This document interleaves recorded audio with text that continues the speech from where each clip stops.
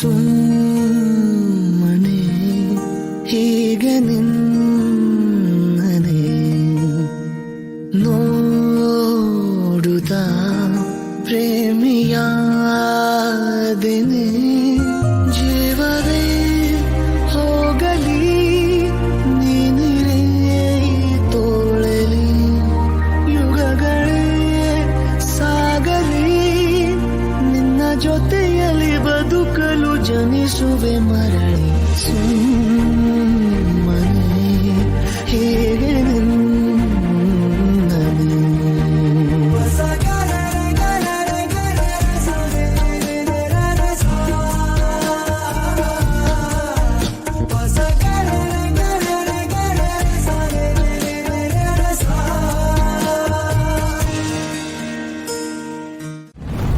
Sir ನೆನ್ನೆ car ಕಳೆದಿತ್ತು ಅಂತ ಕಂಪ್ಲೇಂಟ್ ಕೊಟ್ಟಿರಲ್ಲ, ಮೇಡಮ್ ಬಂದಿದ್ದಾರೆ. ಓಕೆ, ಕಳಿಸಿ.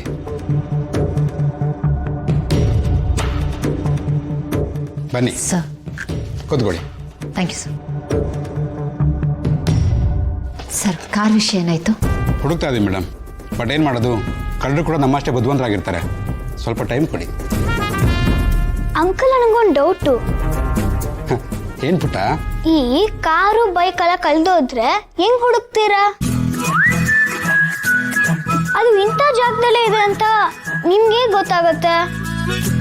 ನೀವು ಮ್ಯಾಜಿಕ್ ಮಾಡ್ತೀರಾ? ನಿಮಗೆ ಮ್ಯಾಜಿಕ್ ಬರುತ್ತಾ? ಮ್ಯಾಜಿಕ್ ಏನಿಲ್ಲ ಪುಟ್ಟ, ಸ್ವಲ್ಪ ಬುದ್ಧಿ ಉಪಯೋಗಿಸ್ತೀವಿ ಅಷ್ಟೇ. ಸಾಮಾನ್ಯವಾಗಿ ಕಾರು ಬೈಕು ಎಲ್ಲ ಕಳ್ತನ ಮಾಡ್ತಾರಲ್ಲ, ಅವರೆಲ್ಲ ಒಂದು ಸೀಕ್ರೆಟ್ ಪ್ಲೇಸಲ್ಲಿ ಇಟ್ಟಿರ್ತಾರೆ. ಆಟೋಮೊಬೈಲ್ ಹಬ್ ಅಂತಾರಲ್ಲ, ಅಲ್ಲಿ ತಗೊಂಡೋಗಿರ್ತಾರೆ. ಹಂಗಂದ್ರೆ ಆಟೋಮೊಬೈಲ್ ಹಬ್ ಅಂದ್ರೆ ಹೇಗೆ ಹೇಳಿ? ನಾರ್ಮಲ್ ಆಗಿ ಈ ಕಾರು ಬೈಕ್ದು ಸ್ಪೇರ್ ಪಾರ್ಟ್ಸ್ ಇರ್ತಾವಲ್ಲ, ಅದನ್ನ ಸೆಕೆಂಡ್ ಹ್ಯಾಂಡ್ ಮಾರೋ ಅಂಗಡಿ ಇರುತ್ತೆ.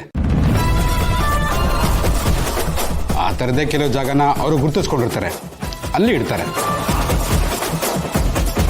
ನಾವು ಅಲ್ಲಿಗೆ ಹೋಗಿ ಚೆಕ್ ಮಾಡಿದ್ರೆ ಕಳ್ಳರು ಸಿಗ್ಬೀಳ್ತಾರೆ. ಹೌದಾ? ಆ ತರ ಜಾಗ ಇಲ್ಲೇನಿದೆ ಅಂಕಲ್? ಇಂಥ ಕಡೆ ಅಂತ ಕಡೆ ಅಂತ ಹೇಳಕ್ ಆಗೋದಿಲ್ಲ ಪುಟ್ಟ. ಈಗ ಎಲ್ಲ ಕಡೆ ಅವರು ಒಂದೊಂದು ಬ್ರಾಂಚ್ ಇಟ್ಕೊಂಡ್ಬಿಟ್ಟಿರ್ತಾರೆ.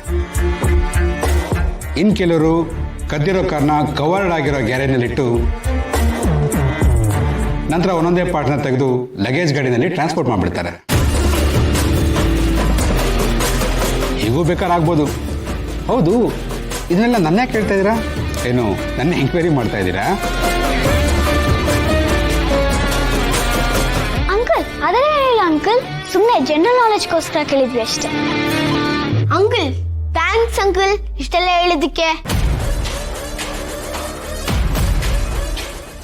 ನೀವೇನು ಟೆನ್ಷನ್ ಮಾಡ್ಕೋಬೇಡಿ ಮೇಡಮ್, ನಾವು ಕಷ್ಟಪಟ್ಟು ಹುಡುಕ್ತಾ ಇದ್ದೀವಿ, ಸಿಕ್ಕೇ ಸಿಗುತ್ತೆ. ಆದರೆ ನೀವು ಟೆನ್ಷನ್ ಮಾಡಿಕೊಂಡು ನಾನು ಹೇಳಿರೋ ಇನ್ಫಾರ್ಮೇಷನ್ ಇಟ್ಕೊಂಡು ನೀವೇ ಹುಡ್ಕೋದಕ್ಕೆ ಹೋಗಬೇಡಿ, ತುಂಬ ಡೇಂಜರಸ್ ಅದು. ಇದೊಂದು ಮಾಫಿಯಾ ಥರ ನಡೆಯುತ್ತೆ. ಅಂಥ ಜಾಗಕ್ಕೆ ನೀವೆಲ್ಲ ಹೋಗಬಾರ್ದು. ಅವರು ದೊಡ್ಡ ಕಳ್ಳರು, ಏನು ಮಾಡೋದಕ್ಕೂ ಹೆಸೋದಿಲ್ಲ.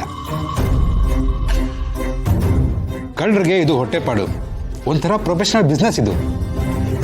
ಅದಕ್ಕೋಸ್ಕರ ಅವ್ರೇನು ಬೇಕಾದರೂ ಮಾಡ್ತಾರೆ. ಹಾಂ ಸರ್, ಅರ್ಥ ಆಗುತ್ತೆ. ಮಕ್ಕಳು ಸುಮ್ಮನೆ ಹಾಗೆ ಕೇಳಿದ್ರು, ಜನರಲ್ ನಾಲೆಜ್ಗೆ. ಸರಿ, ಥ್ಯಾಂಕ್ ಯು ಸೊ ಮಚ್. ಬರ್ತೀವಿ.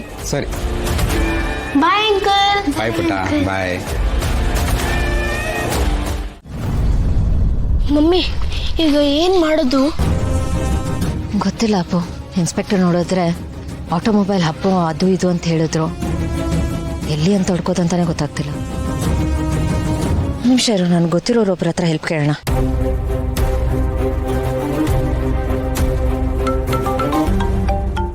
ಓಹ್, ಅದಕ್ಕೆ ಕಾಲು.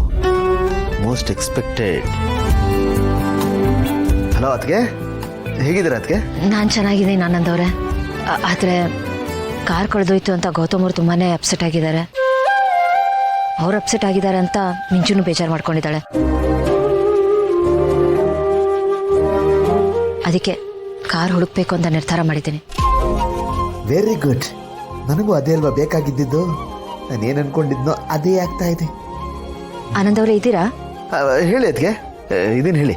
ಅದೇ ಕಾರನ್ನು ಹೇಗಾದ್ರೂ ಮಾಡಿ ಹುಡುಕ್ಲೇಬೇಕು. ನಾವು ಪೊಲೀಸ್ ಸ್ಟೇಷನ್ ಒಂದು ಎಸ್ ಐ ಹತ್ರ ಮಾತಾಡಿದ್ವಿ. ಅವ್ರು ಹೇಳಿದ್ರು ತುಂಬ ಹೊತ್ತು ಬಿಟ್ಟರೆ ಕಳ್ಳರು ಕಾರ್ ಸ್ಪೇರ್ ಪಾರ್ಟ್ಸ್ನೆಲ್ಲ ಮಾರ್ಬಿಡ್ತಾರೆ ಅಂತ. ಅದೇ ಸ್ವಲ್ಪ ಟೆನ್ಷನ್ ಆಗಿದೆ. ಹೇಗಾದ್ರೂ ಮಾಡಿ ಆ ಕಾರ್ನ ಹುಡುಕ್ಲೇಬೇಕು ಆನಂದವ್ರೆ. ಎಲ್ಲಿ ಹುಡ್ಕೋದು ಹೇಗೆ ಹುಡ್ಕೋದು ಅಂತ ಗೊತ್ತಾಗ್ಲಿಲ್ಲ. ಅದಕ್ಕೆ ನಿಮಗೆ ಕಾಲ್ ಮಾಡಿದೆ, ಹೆಲ್ಪ್ ಬೇಕಿತ್ತು. ಈ ಕಾರ್ಗಳನ್ನ ಕದ್ದು ಎಲ್ಲಿಡ್ತಾರೆ ಅಂತ ಇನ್ಫಾರ್ಮೇಶನ್ ಕೊಡೋರು ಯಾರಾದರೂ ನಿಮ್ಗೆ ಗೊತ್ತಾ? ಅದಕ್ಕೆ ನೀವ್ಯಾಕೆ ಕಾರ್ನ ಹುಡುಕ್ಬೇಕು? ಮೈಹೂನಾ, ನಾನು ನೋಡ್ಕೋತೀನಿ. ಒಂದಷ್ಟು ಜನ ಹುಡುಗರನ್ನ ಬಿಟ್ರೆ ಅವರೇ ಕಾರ್ನ ಹುಡುಕ್ತಾರಪ್ಪ. ಅದಕ್ಕೆ ನನಗೊಬ್ರು ಪರಿಚಯ ಇದ್ದಾರೆ, ಸೂಪರ್ ಅವರು. ಈ 2 ನಂಬರ್ 3 ನಂಬರ್ ಕೆಲಸ ಮಾಡಿದ್ರಲ್ಲ, ನಂಬರ್ 1 ಅವರು. ನಿಮಗೆ ಪರಿಚಯ ಮಾಡಿಕೊಡ್ತೀನಿ. ಇನ್ಫ್ಯಾಕ್ಟ್ ಅವರು ನಿಮಗೆ ಪರಿಚಯನೇ. ಮುಂಚೆ ಥರ ಇಲ್ಲ, ಅದಕ್ಕೆ ತುಂಬ ಬದಲಾಗಿದ್ದಾರೆ. ಇಂಥ ಕೆಲಸ ಮಾಡೋದ್ರಲ್ಲಿ ಸೂಪರ್ ಅವರು. ಪರಿಚಯ ಮಾಡಿಕೊಡ್ತೀನಿ ರೀ. ಯಾರು? ಇನ್ಯಾರತ್ಗೆ ಶಕುನಿ ಮಾವ ಅಂತಾನೆ ಫೇಮಸ್ ಆಗಿರೋ ಲಕ್ಷ್ಮೀಕಾಂತ್ ಅಂಕಲ್. ಇಲ್ಲ ಆನಂದವ್ರೆ, ಅವರಾದ್ರೆ ಬೇಡ ಪ್ಲೀಸ್. ನನಗೆ ಗೊತ್ತು ಅದಕ್ಕೆ ನೀವು ಈ ಥರ ರಿಯಾಕ್ಟ್ ಮಾಡ್ತೀರ ಅಂತ ನಂಗೆ ಚೆನ್ನಾಗಿ ಗೊತ್ತು. ಅದಕ್ಕೆ ಈಗ ಅವರು ಸಂಪೂರ್ಣವಾಗಿ ಬದಲಾಗಿದ್ದಾರೆ. ಮುಂಚೆ ಥರ ಇಲ್ಲ, ನೀವು ಇಮ್ಯಾಜಿನ್ನೂ ಮಾಡೋಕ್ಕಾಗಲ್ಲ, ಅಷ್ಟು ಬದಲಾಗಿದ್ದಾರೆ ಅವರು. ಅದಕ್ಕೆ ಕಾರಣ ಗೆಳೆಯ ಅದಕ್ಕೆ. ಗೌತಮ್ ಅವರ? ಹಾಂ. ಏನು ಹೇಳ್ತಿದ್ದೀರಾ? ಅವ್ರು ಜೈಲು ಸೇರಿದ್ರಲ್ಲ, ಅವ್ರನ್ನ ಜೈಲಿಂದ ಬಿಡಿಸಿದ್ದೆ ಗೆಳೆಯ. ಆ ಕೃತಜ್ಞತೆ ಅವ್ರಿಗಿದೆ. ಅದರಿಂದನೇ ಅವ್ರು ಸಂಪೂರ್ಣವಾಗಿ ಬದಲಾಗಿರೋದು. ಜೈಲಲ್ಲಿ 5 ವರ್ಷ ಇದ್ರಲ್ಲ, ಅವ್ರ ಕಾಂಟ್ಯಾಕ್ಟ್ ಸಿಕ್ಕಾಪಟ್ಟೆ ಬೆಳೆದಿದೆ. ಅವ್ರ ಪಕ್ಕ ನಿಮ್ಗೆ ಹೆಲ್ಪಾಗಿ ಬರ್ತಾರೆ ನೋಡಿ. ಇಲ್ಲ ಆನಂದ್ ಅವರೇ, ಆದರೂ ನೀವೇನು ಅನುಮಾನ ಇಟ್ಕೋಬೇಡಿ. ಅದಕ್ಕೆ ನನ್ನ ಮೇಲೆ ನಂಬಿಕೆ ಇಡಿ.